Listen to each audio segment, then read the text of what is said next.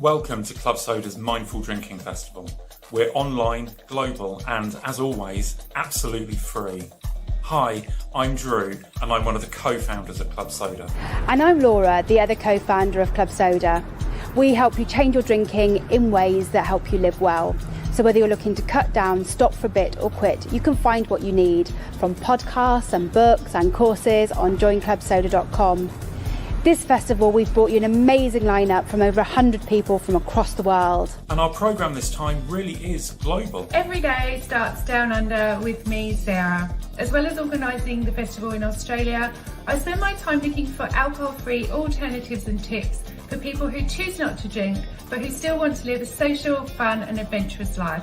And I'll be wrapping up each day here in the States. I'm Amanda, your US festival host and coordinator, and I'm also a mindset coach who helps women change their relationship with alcohol so that they can start living their most authentic life. Each day with a rolling programme of inspirational panels, conversations, social events, and opportunities to discover new low and low alcohol drinks. So whether you want inspiration to change your drinking, Or to connect with other people, or you want to discover and enjoy a new low and no alcohol drink, The Mindful Drinking Festival is for you. cheers! cheers! Cheers! cheers.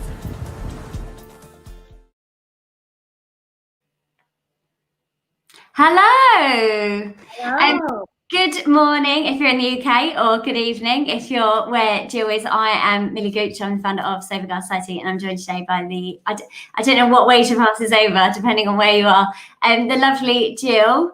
Jill, do you want to just introduce yourself? Hello, thanks for having us, and thanks for introducing me, Millie. Good morning to you. It's the evening over here in Melbourne. My name is Jill Stark. I am an author, a mental health advocate, a journalist, a cat lover of books, as you can see. And I wrote a book called High Sobriety, which I think is why I'm on this panel. Back in 2013, that came out, and that charted my year off the booze in 2011. Looked at my sort of history of growing up in Scotland and that drinking culture, and then moving to Australia and looking at the drinking culture that goes with journalism, with living in Australia, and what I discovered about myself when I took a year off. So that was a few years ago, and much to my great surprise, that book was a bestseller. And then, I guess over the years, I did go back to drinking, and then, at first, like a lot of people, I think, you sort of try to give moderation a go. Moderation was okay for a while, and then sort of old habits crept back in. And I think it was a year ago, just in June, that I stopped drinking again. And I don't know if I will ever go back to drinking. This time it was much more of a mental health decision. The two books that I've written since High Sobriety, which are just behind me here, were mental health memoirs, and really what happens when you get everything you've ever wanted, which is what happened for me after my first book came out, and it turns out it's not enough. So my drinking has been very much linked to my anxiety, and it's, I think, only in the last couple of years that I've really realized how profoundly damaging that link has been for me. And so I decided to stop drinking, and it has been, apart from the years of therapy that I've gone through, it's probably the single most effective thing I've done for my mental health. I completely agree with everything you say. I think sort of for me, my mental health was a massive reason why I stopped drinking. I kind of noticed that my anxiety was getting worse. I was exhibiting symptoms of depression. I don't know about you, but I was quite a binge drinker. So I was I mean, we call them over here weekend warriors. So I would kind of not drink through the week quite happily, and then come to Friday, and I always say there would be no tequila shot unturned, because I would drink the bar dry. I would be the last one in the club. My friends would have to drag me home, and then I would spend the entire weekend just, hungover, anxious, thinking all my friends hated me, wondering what I'd done. What kind of drinker were you, and how do you think that alcohol kind of affected your mental health? Yeah, very similar to you. In the back of High Sobriety, we talk about, I was a health reporter for the Age newspaper, which is the Sydney Morning Herald sister paper here in Australia. I specialize in writing about alcohol. The way we promoted High Sobriety was, during the week, I wrote about Australia's binge drinking culture, and at the weekends I wrote myself off. You know, I mean, I literally won awards for writing about alcohol, and I'd get up on the stage with this award and say thank you, you know, like shining a light on Australia's terrible binge drinking culture, and then get absolutely shit-faced that evening and not quite see the disconnect between the two things that were happening. And I think the thing that I explore in high sobriety is really how seamlessly I slipped into the social norms. So I didn't see that my drinking was problematic because everyone around me was drinking in the same way. But for me, what changed, which is the opening pages of high sobriety, is that I, in this very apartment, woke up with a hangover that I felt was going to kill me. You know, and the first few pages of that book describe this hangover in graphic detail. And I jumped into my car to drive to McDonald's, as many of us do when we're hungover, at 2:00 in the afternoon to try and feed this anxiety, you know, the hangover anxiety that we all feel. And I started driving the car, and I had a violent panic attack, which I hadn't had since I used to have panic attacks a lot when I was a teenager and in my early 20s, but I hadn't had one for years. I was nearly 35 at this point, and I had to pull the car over to the side of the road because the panic was becoming so much. And that was the point where I was like, something has to change here. You know, I'm about to turn 35. I've been drinking since I was a 13-year-old girl growing up in Scotland, you know, where teetotalism is a crime punishable by death. You know, like, and I was like, I need to change. And I think I do explore in high sobriety, you know, the link to a certain extent between my using alcohol to cope with stress, but I don't think I really got underneath the roots of it all. I don't think I was really ready to look at just how strong that connection was between my mental health and drinking. And it was only in the last few years when I've gone through in 2014, which my therapist rebranded. She called it, originally it was a breakdown, but we rebranded it as a breakthrough, you know, because you often find out the most about yourself during those really tough times. So I went through a very serious bout of depression and crippling anxiety that I nearly didn't survive. And it was during that period that I started to learn much more about myself. And I could no longer, in the last couple of years, could no longer ignore the direct correlation between the dip in my mood and my, as you call it, weekend warrior kind of binge drinking. And I just realized that something had to change. Like if I want to stay well and have, you know, my mental health, it's always going to be up and down. I'm going to have anxiety. I've had it since I was a child. It's going to be something that I live with for my life, with the rest of my life. But to manage it well, I just cannot throw anxiety into the mix. I see, for me, drinking when you have chronic anxiety is like pouring petrol on a bonfire and watching your life blow up around you. Yeah. So for me, it's just a much safer option to not drink. And right now, in the middle of a global pandemic, which is hard enough to deal with, I cannot imagine how much more stressful my life would be if I threw in that anxiety, those like anxiety hangovers into the mix. Yeah, I mean, everything you said, I'm like, yes, I agree. I think it was the same for me. And I think what I started to unpick as well is that, as well as the like direct effects of alcohol, so like actually the way it affects you chemically, there were so many ways that it was indirectly affecting my mental health. So even like on a weekend, because I was so hungover, I would like socially withdraw. So I wouldn't see friends. I didn't have social connection. I wouldn't get outside. I wouldn't even open my curtains. I wasn't even getting like sunlight. I was just eating like Dominoes for breakfast. Yeah. And like, like looking at fruit and vegetables would make me feel physically sick on a hangover. So I wasn't getting any like vitamins or nutrients or anything like that. And I think you start to realize, and even like your sleep is one of the biggest things. I think I read it was they did a study of depriving like rats of the EDM stage of sleep, which is what alcohol affects, and it's like shortened their lifespan by like years.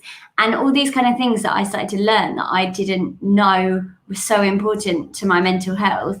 So my kind of next question is, when you stopped drinking or took your year off, did you notice like an immediate effect on your mental health, or was it like a gradual thing over time? Because I know that mine hasn't been linear, so I'd really love to hear your experience on that. Yeah, I think like you, it's not just the immediate effects, but it's the things that you don't do when you're hungover, like the exercising, and then, you know, eating too much sugar and carbs and things that you know are going to affect your mood, and withdrawing and cancelling on plans and all that sort of thing. But I think for me, so I keep a mood diary on my phone, for anyone who's interested, because whenever I talk about this, people always say, what is the app? It's called Mood Flow, and it's a free app, and you basically can pick a color for every day. So at the end of every day, I have a gratitude journal, but I also use my app to chart my mood. And so there's 5 different colors. And you can pick your own color palette. And so for me, a really bad day is a dark blue, a bad day is light blue, a middle of the road day is beige, a good day is pink like your jumper, and a really good day is hot pink like our names under there. And so I started to chart that, and the difference between the months prior to me when I was drinking and after was quite extraordinary. Like, it's not that there's no down days, but the down days don't go like this and last for a long time. And I just thought that was such a great visual reminder to me of what the effect the drinking has. It is also, I don't just use it for sobriety, it's also for me as someone with a very anxious brain. And that's what, as I said, I've explored in my last couple of books about how I've managed my anxiety over the years. But my brain will lie to me and tell me, you've always felt terrible. You've always felt broken. You've been in this anxious, depressed hole for weeks and months. My mood diary gives me a much more factual representation of what's happening. So I think it's a helpful tool. And yeah, I do think, like you, I don't think I really appreciated how many ways alcohol was affecting me. Like, it's a depressant, and of course that's going, if you're predisposed to depression or anxiety, that's going to have a profound impact. Friends of mine who still drink and have taken breaks from drinking have said that they just cannot believe how much their sleep improved almost immediately. That's just a fact, because when you're drinking, you're not actually getting a real sleep. You're not actually reaching that deep stage of sleep. You're kind of almost in this sort of coma, sort of slumber that's not really giving you anything nourishing. So yeah, I think particularly in challenging times for me, now I just know that if I was drinking, like, it would make the difficult times even more difficult to deal with. Because you think, and this is what I say in high sobriety, you think that alcohol takes the edge off, right? So we have a drink because we think it takes the edge off the anxiety, but the next morning those edges are sharper and they cut you deeper. And that's, to me, why drinking can be really risky if you're prone to anxiety and depression. Yeah, I completely agree. I don't know if you kind of noticed this. When I first stopped drinking, I had like an immediate relief of anxiety because chemically it's come out my system and I felt great. I had so much energy, I was dancing around all the time. And then it got to about 4 or 5 months and I started to think, oh, actually, I'm starting to get some feelings now. And all this kind of stuff that I realized that I'd been pushing away for years through my drinking suddenly came up to the surface. So then I had like a bit of a dip, and I think that's when I had to put more of some of those tools in place. So like I went to therapy and I just started like learning more about what was coming up for me. Did you have any kind of experience like that where it kind of an initial high and then all of a sudden you're like, oh, actually I've got all these things to deal with now? Yeah, absolutely. And I do think that so many of us drink for that reason, right? We live in a culture that tells us that we can sort of anesthetize our feelings with food or with alcohol or with social media or with shopping, or just buy these breathable yoga pants and your life will be perfect. Like, that's the kind of consumer culture that we live in, and alcohol is sold to us in that way, that this is the key to belonging, this is the key to fixing all your troubles. And I think when you take those things away, when you take alcohol out of the equation, it can leave you feeling quite naked. It can leave you feeling very, very vulnerable, because all of a sudden, when you have a difficult day, when you have uncomfortable feelings, you can't reach for the bottle. You've got to sit with them. But what I find, and I'm sure you felt the same, like what is so rewarding about that process is that you learn so much about yourself, and you learn that you're a lot stronger than your previous brain was telling you, and that if you actually make space for those feelings, if you actually, open up to them, kind of lean into the chaos, if you like. And there's a psychologist friend of mine who says, you can't outrun the rain, but you can outrun the storm, but you can learn to dance in the rain. And I think that is quite true of sobriety, is that all of a sudden you're stripped bare and you're left to deal with stuff that perhaps you have ignored for a really long time. But that's such a powerful experience if you're willing to embrace it. And I think that for me, it has deepened my friendships. It has deepened my connection to myself, to other people. It's allowed me to really feel things that for a long time I tried not to feel, and that's confronting for people. But ultimately, yeah, it's rewarding. Yeah. So what kind of things do you have in place now if you're feeling kind of like negative emotions? If you're feeling stressed and you're feeling anxious, instead of reaching for the bottle, kind of what do you go for? And also, I know that there's a lot going. You spoke to me about things going on in Australia. So if you want to explain the current situation there, and if perhaps people are feeling very anxious about what's going to happen over the next few weeks, what's kind of your advice to them as things that they might turn to instead of alcohol? Yeah, so for those who are watching who may not know, and for those of you who are in Melbourne who are very much well aware, we have been in lockdown in Melbourne and Victoria here, not the rest of Australia, just here in the States for the last 3 weeks. The second lockdown, obviously, we opened up again, and then we had a quite serious resurgence of cases, far bigger than we saw in the first wave. We didn't have anything like what you guys experienced in the UK, fortunately, but we're now going through that kind of in a sort of delayed way. And we are now today, it's just been several weeks of terrible announcements every day and getting worse. And we've had a lockdown and nothing seems to really work or turn the numbers around. And today, the government announced that we're going from 8 o'clock tonight into a much harder lockdown. So from now, actually, we're no longer allowed to leave the house after 8 p.m. at night till 5 in the morning. Not that I was really going anywhere anyway, but we're not allowed to go outside of our own suburb beyond 5Ks for anything other than exercise. And even then, you're only allowed 1 hour. And there's just, there's a lot more industries are probably going to shut down tomorrow. It's a lot to take in. For me, as someone who lives alone, and my only under this lockdown, my only opportunity to see people is if I go for a walk. And my best friend happens to live 7Ks away, and now we're told that we can only see people who are 5K. So it's just, it's a lot to deal with. And so when you ask, how do I deal with this? And I think what happened today, we are going through a collective trauma. Like, this is not like anything any of us have ever experienced here in Australia, around the world. We don't know when it's going to end. We don't know. We feel like we've got no control. And I do think that's when people do tend to drink, because, well, why not? Because we can't. We might as well. And I've seen a lot of that kind of commentary tonight of people just sort of saying, well, we better run out to the bottle shop before they shut them down and that sort of stuff. And I think I completely understand that, but I do think that is really not the answer. And as you would know, it's not only is it not the answer, but it actually could significantly make things worse when you're trying to cope with stuff that's really hard to cope with. So what did I do tonight? And if you look at my Facebook page or my Instagram, before I came on here, Millie, I was writing a post about how I was feeling and how I think Melbourne is feeling. And I said, what I did today? I cried all day. And I was just like, I hope I put enough makeup on, they won't notice in the event tonight. I've been crying all day. I cried all day, and I really let myself feel it, because I think that's something that we're kind of taught to hide, and we should just suck it up and we should be strong. And it is possible to struggle and be strong. There is strength in vulnerability. There is comfort in allowing yourself to grieve and not trying to push those feelings away, which is often what we're doing when we reach for the glass of wine. So I felt a lot better after letting myself cry. And in my last book, When You're Not Okay, which is a little, I call it a toolkit for tough times, which is, I've written it before a pandemic, but it's never really been more relevant than now. And it's just a book full of tips of things to do when things are things you can do when things are really tough.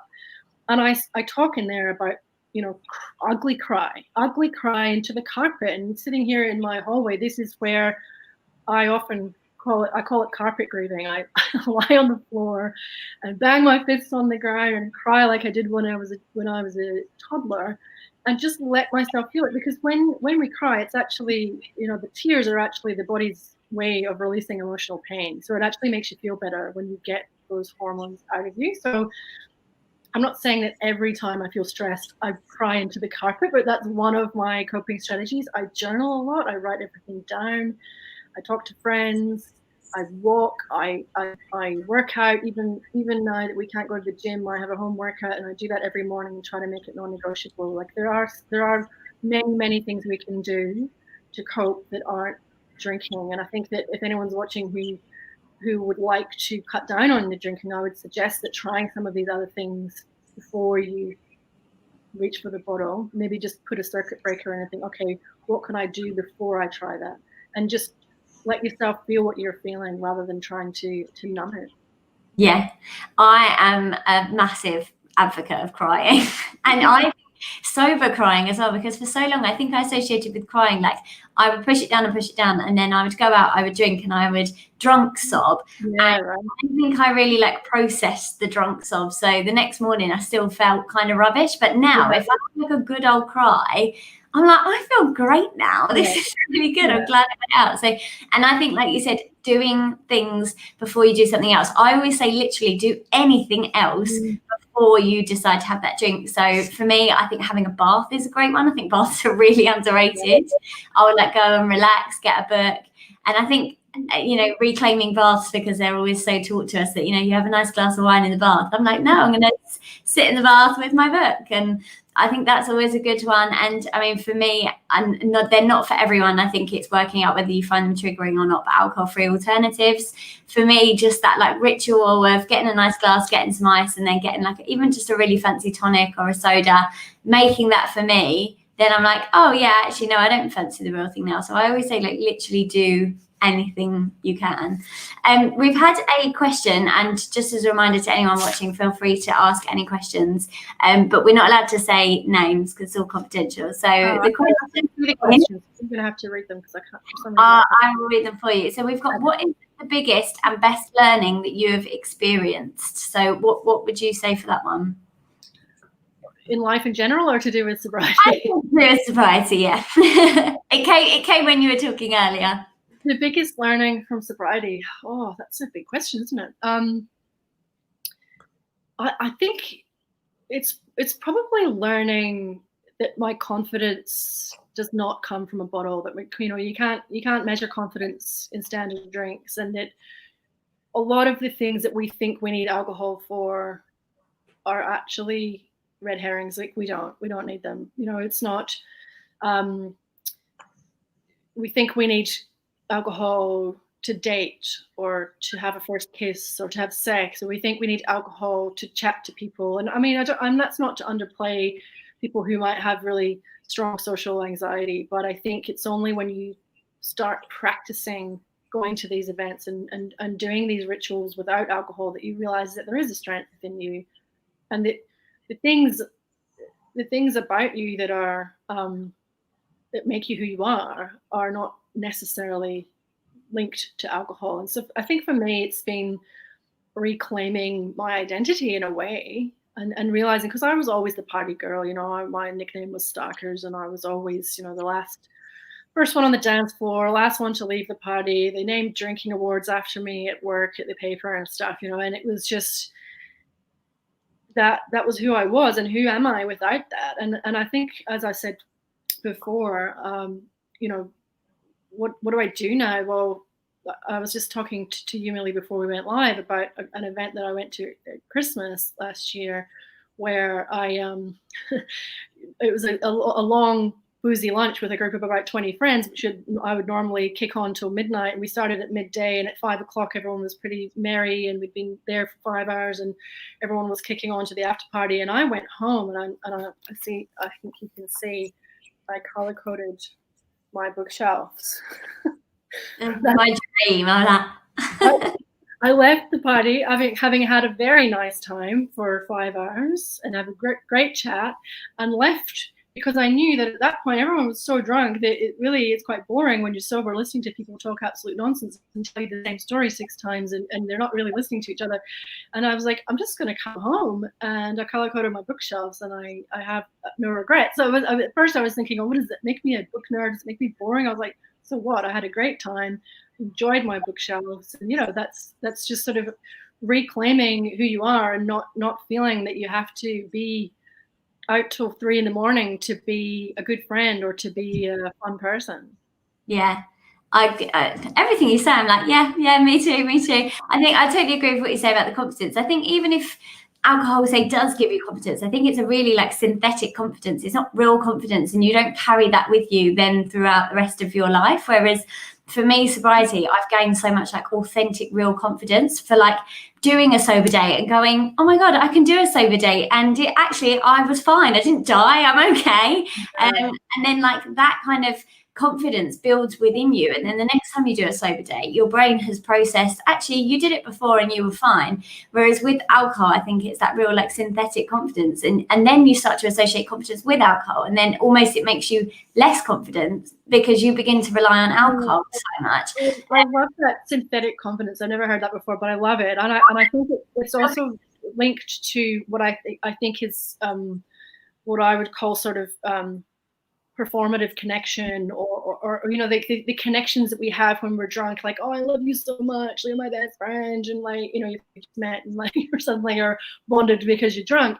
And I struggled with that at first. It was like, oh well, if I don't have that, am I going to have these deep connections with people? But really, like, I made a pact to myself when I wrote High Sobriety that I was going to say all of the things, or perhaps not all of the things I used to say when I was drunk, but I was going to, if I had something to tell someone I loved or someone I cared about, if I wanted to tell them I loved them, or I wanted to tell them how much they meant to me, I was going to do it completely sober, because I don't need to be drunk to do that. And also, when you wake up the next morning knowing that you've had this deep and meaningful conversation with someone, but you're both drunk, there's always a bit in the back of your head going, did they really mean that? Or were they just drunk and did they say that to everyone? So when you have these conversations, so as you call it, a synthetic confidence. So I guess what's the opposite of that is like authentic connection, authentic kind of being really who you are. I think that is just such a more meaningful connection than something that you come away from not quite knowing if it was real or if it was manufactured.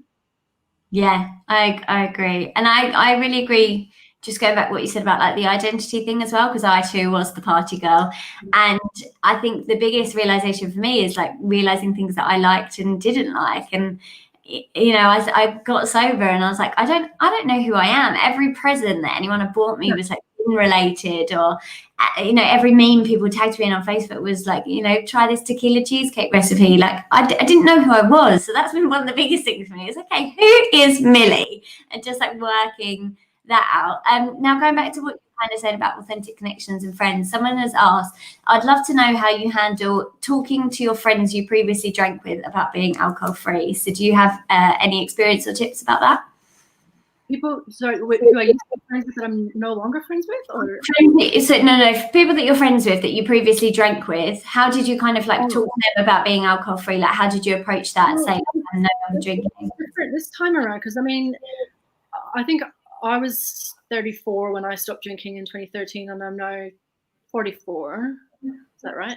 No, 34 when I stopped drinking in 2011, and then the book came out.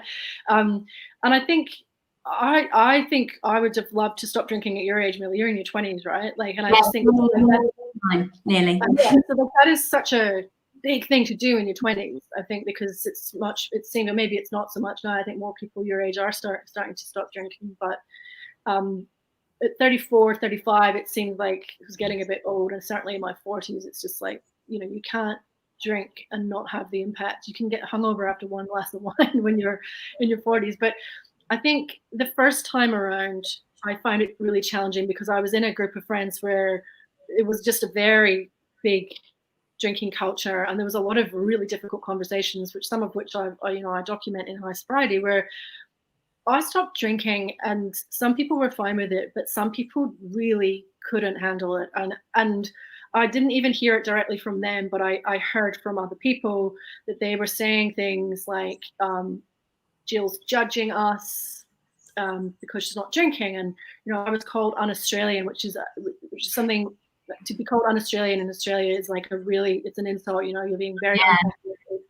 And I was just like, what are you talking about? And I ended up talking to this girl privately and saying, look, I hear that you've got a few issues. I just wanted to talk through what's going on and, you know, try and hear your point of view. And she was like, well, we all drink in the same way as you were drinking. And then you stopped. So you're saying that what we're doing is wrong. And I was saying, not at all. I am saying that the way that I was drinking was beginning to have consequences for me that I could no longer handle. If you drink in that way and you don't have those consequences, then good luck to you. But for me, I think that often the people who have the biggest issue with your sobriety are people who maybe aren't ready to look at their own drinking and maybe are defensive because it's challenging for them to think about it. And I think the way that I characterize that is that if you're the biggest drinker in a group of friends, as I was, you're the biggest party girl, you're the biggest drinker, and that person, the biggest drinker, removes herself from the group, someone else is then at the top of that ladder, and they are then the biggest drinker in the group. And so it becomes quite confronting when people have to sort of look at their own behavior. And I've made a very, very concerted effort to not be at all judgmental. I didn't write the book in that way. I don't judge anyone who drinks. It's been all about my own kind of experience. This time around with my friends now, it's just not been an issue because they know that this decision has been 95% about my mental health, and they saw me, nearly die. Like, I was very, very unwell. And so if I decide to not drink because that is helping my mental health, they would be dicks, let's be honest, if they were going to say you should have a drink. Like, so I think but it's still challenging when we go out in a group and they're all a bunch of journalists like me, and they are all still big drinkers. And it does become difficult when you're the only person in the group. It gets a bit boring when you've been there for 6 hours sitting around a table at the pub. And I think I love your idea of taking games to the pub, having activities, because it can be a bit dull. And I do think that my friendships now are much more, I prefer the one-on-one or the small catch-ups rather than the big group dynamic. When people are drinking and I'm not, it can be quite hard. Yeah, I think, I mean, back to what you were saying about sort of like the age thing, I think no matter what age you give up drinking, I think you will have a different struggle and because, say for you would have been drinking with those friends probably a lot longer than I had been drinking with my friends. But at the same time, I gave up drinking when I was 26 and people literally couldn't fathom why I want to stop drinking, like in my partying prime. And I think like what you were saying about sort of like where their kind of handling of it is, people used to see the fun parts. They used to see like the me dancing until 3 a.m. but my drinking was different to theirs because the next day I couldn't handle it and they couldn't. The way that it affected me, they didn't see me the next day crying and shaking with anxiety and like, trying to search on Google Maps where I'd been because I couldn't remember how I got home. And that was the part like that they didn't see. So for me, one of the biggest things I did was just like sat down and had really honest conversations with my friends and just said, this is the right decision for me. You crack on. I'm going to be there. Like, this isn't going to change our relationship, but this is just something I had to do for me. And I think then everyone was like really, really supportive. I think the more vulnerable and the more honest I was with my friends, that really helped me, I think, in a way. So that's, if you're trying to have those conversations, I'd just say like sit down and be honest is one of the first things. So going back to the fact then you obviously grew up in Scotland and then you moved to Australia. Can you see a difference in drinking culture at all? Yeah, I think they're both problematic in different ways. Like in Scotland, we sort of say, sorry, my cat. We say we're going to go to the pub because it's really cold and we sit around drinking a whiskey around the fire. Whereas here it's like it's really warm. We'll go and have a drink down near the beach or in a beer garden, that sort of thing. I do think there's very similar drinking cultures in as much as they're tied up with our identity, with our national identity. Like Scotland just very much sees itself, it's the birthplace of whiskey. We see ourselves as it's kind of it's part of our lovable nature. And here Australia talk about being larrikin. Larrikin is again that sort of fun-loving, beer drinking guy down the pub. And so yeah, it becomes, and the alcohol industry has very purposefully marketed things in that way. If you're Australian, you need to have a beer in your hand. If you're Scottish, sorry, right. Hi. This is Heyman. He's Hi. yeah, It's got to be happening. I like that. I did say he might jump into this event, and he never does. Yeah, so I think we do tell ourselves that the reason that we drink is because of our nationality or our profession. And I think the reason that I stopped drinking is I met Chris Rain, who was the founder of Hello Sunday Morning, and I did a story on him for the paper at the time, and he said, why don't you stop drinking? You know, because I was like, oh, I drink too much and I should probably stop drinking, and big weekend binge drinker. He's like, why don't you stop drinking? And I was like, don't be ridiculous. I'm a journalist and I'm Scottish and I'm Australian. He then reeled off to me all the things he'd heard before about people who said, oh, I'm a lawyer, or I'm a nurse, or I'm a teacher, or, you know, I'm a drug and alcohol counselor. I can't possibly drink. It's part of my identity. And I think it's just an excuse that we give ourselves. Very much, as I said, backed up by an alcohol industry that tells us that alcohol is the fast track to belonging. Alcohol is the fast track to confidence. It's about who we are as people. So it's not surprising that we would think that we need alcohol to be all of these things. But yeah, I do think there's a lot of similarities. The reason that there's a lot of crossover between the UK and Australia in terms of backpackers. There's a similar kind of culture of partying in both countries, I think.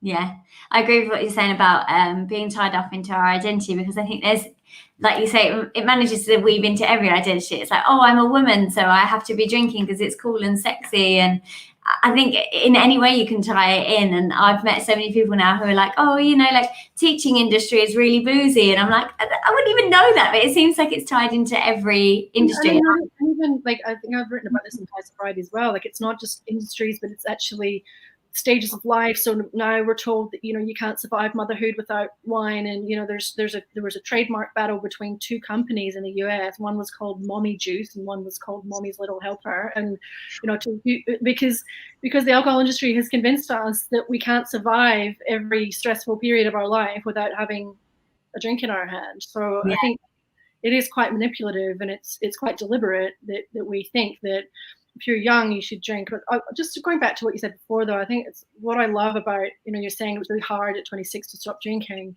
But what I love about the fact that you have is, you know, I wish I'd stopped drinking at 26, because life has been so much better since I haven't. I mean, not that it's been perfect and it hasn't had challenges, and I do still miss drinking on occasions. But I think just what you learn about yourself, as we were saying, to take it away. To wait until you're in your 40s to figure that out, to me, seems like such a waste. Or you've done it earlier, and how cool is that? You get to know.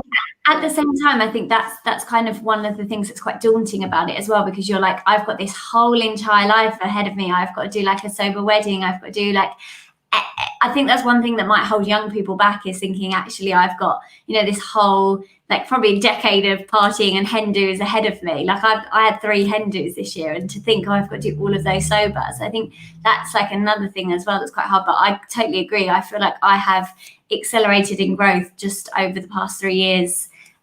Like, I've learned so many things about myself, and who I was 3 years ago is like a child compared to who I am now. And I do think a lot of that is not drinking. And look at the popularity of your movement that you've built and everything, and the book that you've got coming out, which we should also talk about, which is amazing. But like, just the fact that I think what you've created, because there's obviously a lot of sobriety movements out there, but what you've created is something that is very specifically not solely for young women, but that is your kind of target audience. I think that is so awesome to think that you've got this growing following of young women who want to have role models out there like you, who want to have solutions, who want to know that life can be fun and they can still be the party girl and they can still enjoy everything else that they did before and more. I think that's the beauty of what you've created, because that just wasn't around even when my first book came out. Like, it just wasn't around. Like, High Sobriety, I think one of the reasons it did so well is because there wasn't a quit lit movement at the time. There was no I mean, I don't think there was any other kind of books like that out there. So it was, sorry, I don't know how to turn that off. And what you've created is this movement of women, of young women, who feel empowered and to feel like they have options, and that they're yeah, anyway, I'm just singing your praises. I think it's Oh, awesome. thank you. I've just seen actually Mandy, she won't mind me saying her name, has just commented. But like when I first started Stable Girl Society, I was looking on Instagram and I saw people like Mandy talking about sobriety, and obviously Mandy's a mum, so I thought their platform was great, but there were just things that I didn't necessarily identify with because I don't have kids. And that the reason I created it is because I couldn't find something that was kind of like young millennial women who were in their party and prime and actually wanted to be like, I think I can do this life thing without alcohol. So moving on to books then, because we don't actually have much longer. One of the things I wanted to ask you, obviously there's kind of like this myth that actually, drinking makes you more creative. And having now written a book, I could categorically say I would not have been able to write it had I still been drinking, like getting up, paying attention, being focused. So what do you think about this kind of like myth that drinking makes you more creative? I actually explored that in high sobriety because I was thinking, I remember sitting down at my desk. I got the book deal and it was a complete dream come true. I was a complete surprise. Like I wrote a piece about my 3 months. At that point, it was 3 months of not drinking, and it got published in the paper. And a publisher came forward and said, if you do this for a year, you could write a book about it. And I was like, what? And then, obviously immediately left the publisher's office and thought, I just want to go and get drunk to celebrate, but couldn't for 9 months. I just signed a book deal to write about it.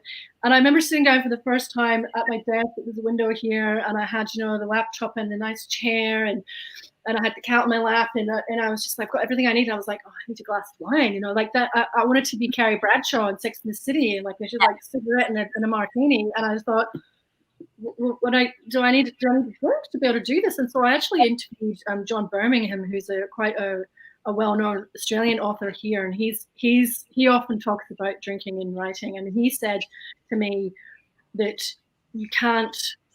he would have a whiskey when he was in the editing process because it's kind of like fine tuning, but the actual creative process, he said, is just no good. You can't have a cloudy head when you're trying to pull these kind of pieces of your soul out into the page. And I think that's really true. I think again it was just another kind of cultural myth and a prop that I thought I needed a prop to be able to write this book. And again, it just comes back to what are we looking for when we reach for that external prop? We're telling ourselves, and particularly women, I think, do this. We're telling ourselves that we don't back ourselves. We need something else to make things right for us. We need something else to give us confidence. We need something else to give us the talent to write this book, to give us the skill to, we can't do it alone. We need the martini or whatever it is. Nonsense, You don't need that. I've written the last 2 books sober. I'm 3 books now, like without having a drink in my hand. And I think, I'd hate to think what kind of nonsense I would come up with if I was hungover or drunk while writing. Yeah, I think that's the thing. Is even if you feel like alcohol brings it out of you, that everything is already within you. You just have to learn to get it out and learn to get it out without alcohol. So I think that's really interesting. Someone has just said, what was that app about mood tracking that you said? Yeah, I always get answers. It's called Mood Flow. I'm actually going to write it down because I'm hungry. What's this? I think it's still free, and it's very simple, and you can pick different emotions that you've had every day. And it's a really good graph to chart your progress. Nice. I think we've got about 1.5 minutes left. So I'm trying to think what the best thing couldn't you sort of maybe give your top tips for anyone questioning their relationship with alcohol, or what would you say to anyone who's watching this who's like, actually, like, I think I need to maybe cut down or quit drinking? The thing that I always say, and this is really what did it for me the first time I stopped drinking, I was like, if the thought of not drinking for a month, 3 months, a year, however long it is, scares the shit out of you, then perhaps there's a reason for that. Like, why does it scare you so much? What role is alcohol playing? And perhaps, it's a bit out of balance if you actually think that you can't function as a human without cat on your lap, sorry, without a drink. And also, just, I would say, think about, if you are still drinking and you're worried about the link between your mental health, or you're not sure about it, your mood, and track what your mood's like in the days following a big night out or a big night in, or even just a few more glasses than you'd like. Chart your mood over the days and see if there's a correlation. And if there is, maybe a suggestion that you could cut back or cut it out completely. And know that you can. Know that you can. There's so many amazing people out there, like you, like, you know, and Annie Grace. There's so many people out there doing amazing things in this space, that there's so much inspiration and motivation and support if you do want to give it a go at whatever stage in life you're at, and whatever your background. So yeah, there's lots of things. Oh, I can see we've gone over 45 minutes. So I feel like we're going to get kicked out any second. So thank you so much. It was so lovely to talk to you. And thank you anyone who joined in. Jill, where can anyone find you? Yeah, see at the bottom it's saying Jill A. Stark. My Instagram is Jill Stark __. My website is jillstark.com.au. You can find my Facebook page is just Jill Stark. I'm on Twitter as well. Please drop by and say hello. And also thank you, Millie Gooch. You're amazing. Thank you. All the best with the book. I cannot wait to read it. And hopefully you can, when we can move around again, you can come and tour it here in Australia. Absolutely, definitely. Oh, thank you so much. Thank you. See you later. Bye.